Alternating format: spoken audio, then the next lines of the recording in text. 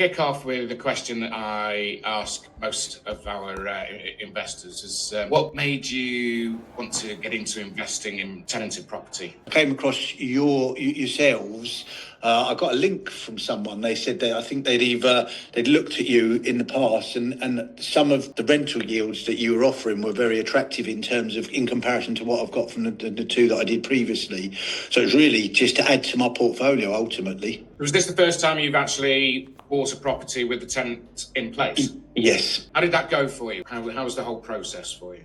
It was relatively easy. It was just obviously you gave me an indication of what the returns are.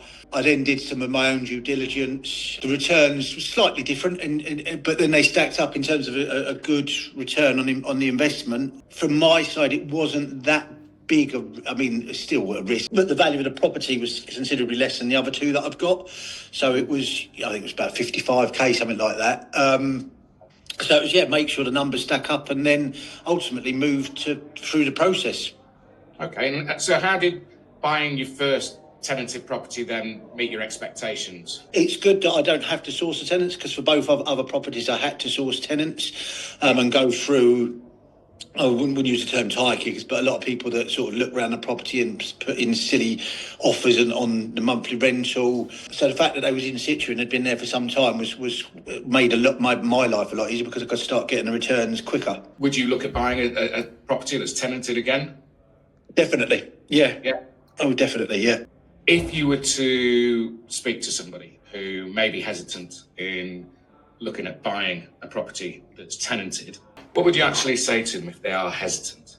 It's a quicker way of doing it than the way I followed previously, by buying, developing, and then renting out. It is quicker and it's easier, and you get access to returns quicker. For me as a cash buyer, it wasn't as important, but if people have got mortgages on these, they're going to lose money straight away if they don't have a tenant. So getting a property with a tenant in situ is a benefit in that scenario. So do your homework, but there are no issues. I found no issues with it, and it was quite a straightforward process.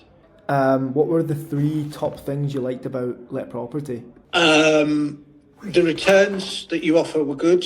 The price of the houses, I'd never looked in that region before, so I was aware that Scotland's cheaper, obviously, but I wasn't aware of that I could pick up a property for that value.